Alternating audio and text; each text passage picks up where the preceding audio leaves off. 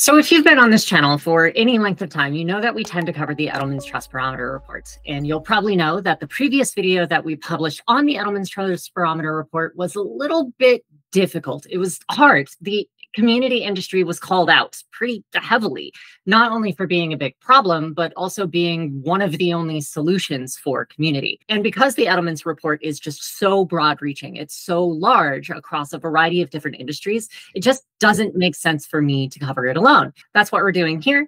I have my wonderful, great friend, James, here to kind of go over it from your perspective. And I'm so excited to hear the feedback that you have from this report and what it's really going to mean for the community space moving forward. How are you? Yeah, I'm good, thanks. First day back at work after running a big conference over the weekend with 280 people. So yeah, thanks for sharing this. It was really interesting, and I shared some slides at the conference actually. So what I've done is I've gone through and I've kind of highlighted these lovely green ovals, the things that I thought, okay, well, I wasn't quite expecting that. So I'll just flick through the slides and tell you, and we can have a chat about it. So this first slide is like, people trust scientists as much as they trust someone who's like them. And I just thought, wow, okay, I would trust scientists an awful lot more than someone that looked like me. So yeah, this is the first slide that stood out at me, definitely. Maybe I just admire scientists, I don't know, but this was a bit weird, this one. What did you think? I think from my perspective, because we spend so much time with social scientists, especially, we have this recognition that like the scientific discussions need to be based not necessarily on their own personal lived experiences or opinions, but actually on the larger body of work. And it occurs to me, especially as a result of the report, that we are very, very much in that minority, and we're not a particularly vocal one. And the thing that occurs to me is like American politics, of course, would immediately come up, but also broadly speaking, is it globally recognized that politicians by and large are expected to listen to their closer members more than they do the scientists when speaking on behalf of the democracies of the world? Let me see, what was next? This next slide, actually, economic fears persist as societal concerns raise. Yeah, I was surprised that hackers has jumped up to be almost equal in existential societal fears to climate change. Climate change is just as bad as hackers. I mean, the nuclear war one, I kind of get. There's a war in Ukraine, there's a war in the Middle East, you know, there are wars all over the planet, unfortunately. But this one in particular was like, no, climate change is going to kill you a lot quicker than hackers are, that's for sure. Yeah. So, have you seen anything in your local environment to suggest that that might be the case? Yeah, no, I mean, maybe I'm a bit closer to hackers and hackerdom than a lot of people, but you know, I've been to conferences with hackers and they are more interested in how they can get an Arduino board to do something it's not supposed to do, you know, or how when they were arrested by police, that the police stopped them from doing certain things which were stupid and it was very easy to get around them. So yeah, this is not true, this basically. It doesn't make sense to me. The interesting gap that I see here is the fact that in prior years' reports, I would have expected that hackers in information war would have been considered one and the same because of the social engineering aspect. But it's interesting that when separated, the information war, despite the fact that it went up 6 and was the main aspect of last year's Edelman's Trust Barometer, hackers edges it out 61 to 75, which is just insane to me. And I kind of wonder, for all of the respondents of the 32,000 people who took this, what exactly is the difference between the danger a hacker presents to our society on a global scale and the danger that an information engineer has towards society on a global scale? I mean, it could be like individual hackers who have become famous for doing bad things. Yes, we understand that.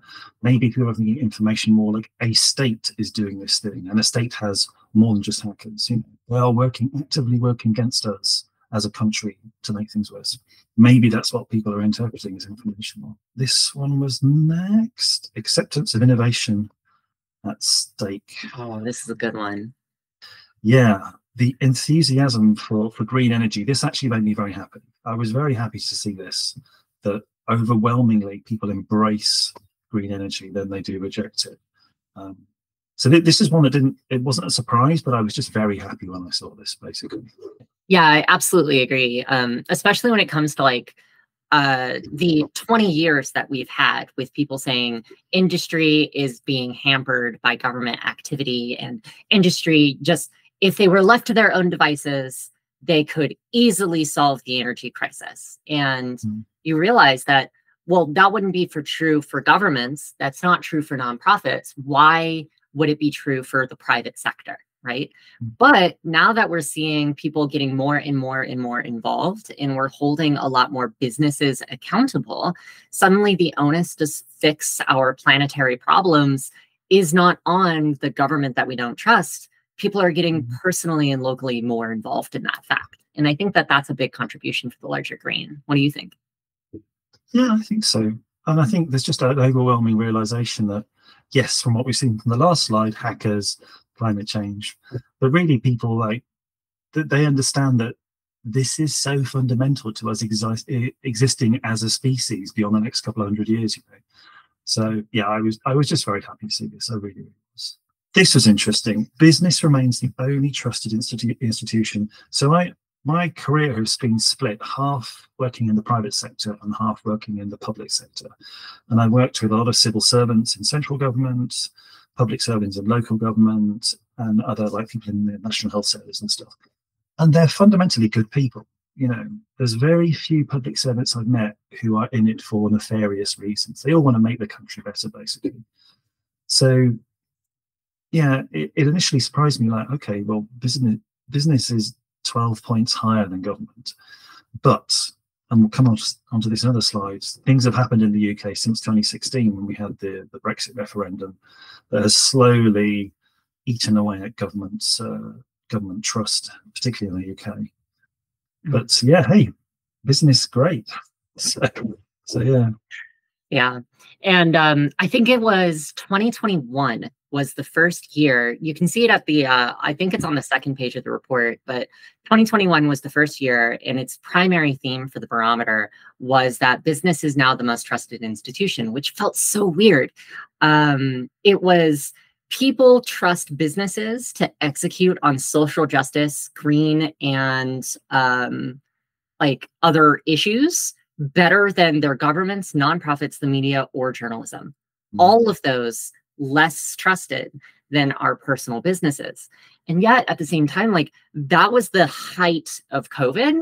And it was also the height of the Black Lives Matter protests throughout the course of the United States. So on one hand, it's like, yeah, we're living in a fundamentally broken governance system, at least here in the US, and business is sitting really pretty. So we're over here going like, businesses should not be trusted to pass laws, but we trust businesses to solve our societal ills. Laws are how we're supposed to do that, right? So what happened there? How does that in the UK? So we're at the tail end of is it 13 years of Conservative government? So the sort of British equivalent of the Republican Party, basically. And particularly during the pandemic, and now after the pandemic, we're going through an inquiry into what happened whilst COVID was happening. And there's some really bad stuff has come out. So a lot of politicians' WhatsApp messages have been shown to the inquiry, and there's some really dodgy stuff happening. In fact, just today, the COVID inquiry has been in Scotland looking at messages there, or as it turned out, the complete absence, because the guidance was delete your WhatsApp messages. So, you know, it's well dodgy. So that part in particular, and because we've just gone through leader after the leader. There was one year where we went through about 4 or 5 different leaders of the Conservative Party, like prime ministers, and people are just bored. And so it's likely when the new government comes in, probably towards the end of this year, that they're basically going to just try and make politics boring for a while, which would be great. Yeah. This one, oi, oi, oi. And it's even more interesting. There's another one further on. But after seeing this slide here, that in the UK is the second least trusting of business, you know. So, I mean, this one I thought, okay, well, that looks pretty bad. But there is another one, which I think is 2 slides later. Here, this one. This blew my mind when I saw it. Media distrusted in 15 and 28 countries. And the UK is right down the bottom by a couple of points lower than whatever the next one is, and has dropped 6 points since last year. And I looked at this and thought, but we've got the British Broadcasting Corporation, we've got the BBC, which is supposed to be the bastion of impartial, you know, media, journalistic reporting and stuff. And yet we're right at the bottom. So this, of all the slides I've seen, and I think this is the last one that I've highlighted, really, really blew my mind. It really did. I'm shocked, honestly, that the US hasn't joined you down at the bottom of that list, because like we've had for upwards of almost a decade this massive information war happening in the United States, and it's primarily been spearheaded by US media, which is traditionally recognized as a global media set. So it's crazy that like we don't have here in the States a like firm equivalent to the BBC. Like we have PBS and we have NPR, but NPR's great. I listen to NPR stuff and I love it, you know. Yeah, but it's not the BBC. Yeah. I'm surprised that we haven't joined you at the bottom of that list. And at the same time, I am equally shocked that the BBC, this world recognized place, isn't seen with that same level of value in the UK. Yeah, I mean, the BBC is not the only media outlets in, you know, we have Sky News, which is a Fox channel, basically, and also Australian. Yeah, and we've got GB News, which is relatively new, which is supposedly quite right wing, but it has nowhere near the viewership that the BBC does. So yeah, this of all the slides, this blew my mind, and I think that's the last one that I've actually highlighted. There was nothing. Yeah, that was the last one. So, I mean, all in all, this thing is incredible, and I'm really interested to see how it changes next year, particularly as we will have almost certainly a whole new government with a whole new party governing. And it's not going to. So the last time that I'm talking about the Labour Party, which I'm assuming is the equivalent of the Democrat Party in the US, but the last time they were in power was in 1997, and they came in on like a wave of optimism. But it doesn't feel like it's going to be it's just going to be, we just want somebody else to govern, and please be boring. Yeah. So, but it kind of reminds me way back in the 1980s, and this was like a global thing, right? Where we just came out of the 60s and the 70s directly into Cold War. We were dealing with that. We came out of the Cold War.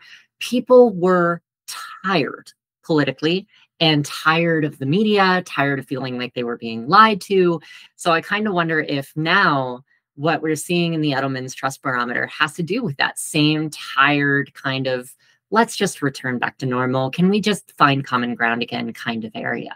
You know, we've got a prime minister at the moment, a guy called Rishi Sunak, sorry.